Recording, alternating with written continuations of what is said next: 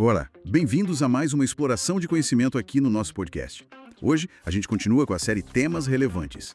E o tema é daqueles cruciais, uma revisão sobre Síndrome Coronariana Aguda. A gente está se baseando no material da Medcast, sempre alinhado, claro, com as diretrizes do Ministério da Saúde e os protocolos brasileiros mais atuais. Vamos nessa! Ok, para começar, o que é, o essencial, a apresentação clássica da Síndrome Coronariana Aguda, a SCA, que todo mundo tem que ter na ponta da língua?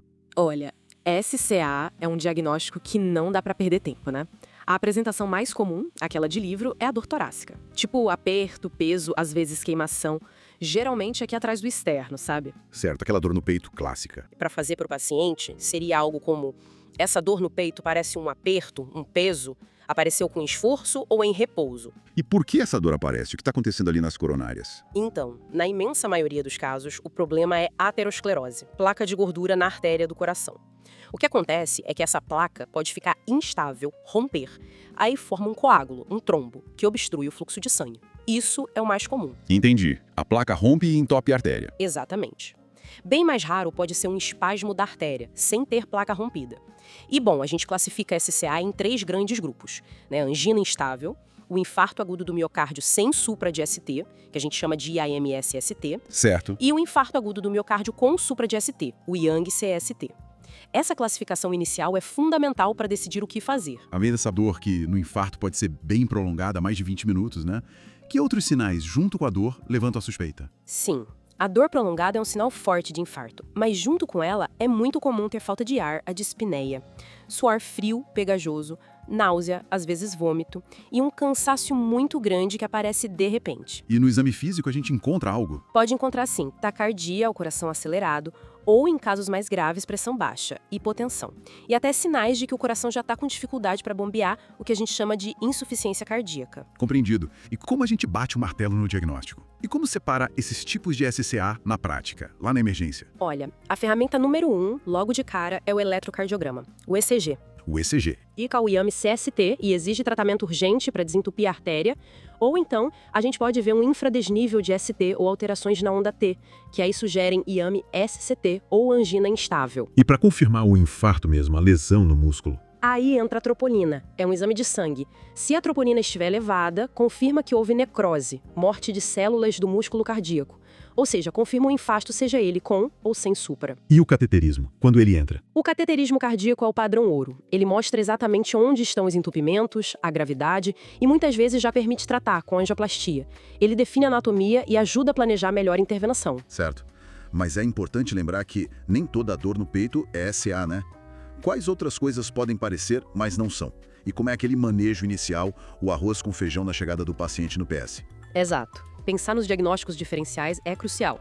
Tem outras condições graves que podem dar dor de peito, como dissecção de aorta, embolia pulmonar, pericardite, até pneumotórax ou problemas de esôfago.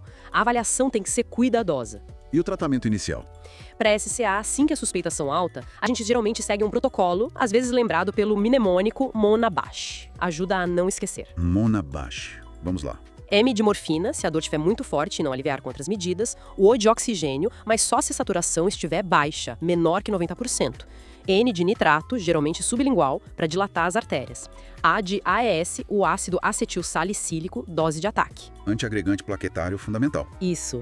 E junto com o AAS, vem o segundo antiagregante, que pode ser clopidogrel ou ticagrelor, também em dose de ataque. Depois vem o A de anticoagulante, como enoxaparina ou heparina, para evitar que o trombo cresça. O B de beta-bloqueador, se não tiver contraindicação, para diminuir o trabalho do coração. E o S seria de estatina, de alta potência. Monabash, então. Bem completo para começar. E o tratamento depois disso varia muito se o ECG mostrou supra ou não, certo? Totalmente. O ECG inicial dita a estratégia.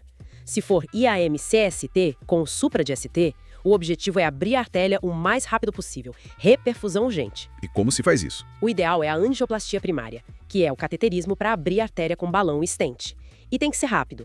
O ideal é em menos de 90 minutos do primeiro contato médico. 90 minutos. Um tempo bem apertado. Apertadíssimo. Se não der para fazer angioplastia nesse tempo, aí a opção é usar um medicamento para dissolver o coágulo, o trombolítico, como a tenecteplase. E no caso do IAM sem supra ou da angina instável? Aí a abordagem é um pouco diferente.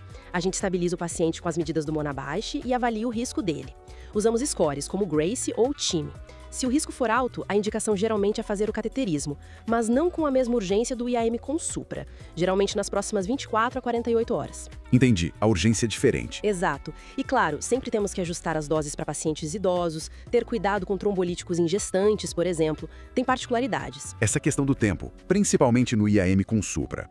É um desafio logístico enorme, imagino. E quais são os riscos se o tratamento atrasa ou não funciona bem? E claro, como a gente pode evitar chegar nesse ponto? Prevenção. As complicações são o nosso maior receio. O coração pode ficar fraco, levando à insuficiência cardíaca. Podem surgir arritmias perigosas que podem até matar. Ou o quadro mais grave, o choque cardiogênico, quando o coração simplesmente não consegue mais bombear sangue direito. Assustador. E a prevenção? A prevenção é a chave de tudo. Passa por controlar muito bem os fatores de risco. Tratar a pressão alta, o diabetes, o colesterol alto, parar de fumar, ter uma alimentação saudável, fazer atividade física regular e usar medicamentos preventivos, como as estatinas, quando estão indicados. O acompanhamento com o cardiologista é fundamental. E ficar atento aos sinais, né? Com certeza. Qualquer final de alarme, como uma dor no peito que não passa, falta de ar súbita, tem que procurar ajuda médica imediatamente. Bom, chegamos ao fim dessa nossa análise aprofundada sobre síndrome coronariana aguda com base no material da Medcast. A gente passou pela apresentação clássica, as causas, diagnóstico, o Monabeyashi, as diferenças cruciais no tratamento do IAM com e sem supra e a prevenção. O link mental para a gente guardar é dor torácica suspeita, fazer ECG rápido, dosar troponina, pensar no Monabeyashi e correr para angioplastia no IAM com o supra. E as dicas e insights principais são: decorar o Monabeyashi ajuda muito na emergência, diferenciar o manejo do IAM CST angioplastia urgente, 90 minutos, do IAM SST cateterismo em 24 a 48 horas, se alto risco é vital. Não esquecer dos diagnósticos diferenciais perigosos, como dissecção de aorta, e lembrar, troponina confirma o infarto, mas é o ECG que guia a conduta imediata. Fica aqui uma reflexão. Com tantos avanços no tratamento da fase aguda, qual será o próximo grande passo na prevenção primária para evitar que essa placa de gordura sequer se forme ou se torne instável? Sigam nosso podcast no Spotify, ative as notificações, entrem lá no grupo do WhatsApp para pegar os PDFs do tema e compartilhem este material com os colegas. Um grande abraço e até o próximo episódio.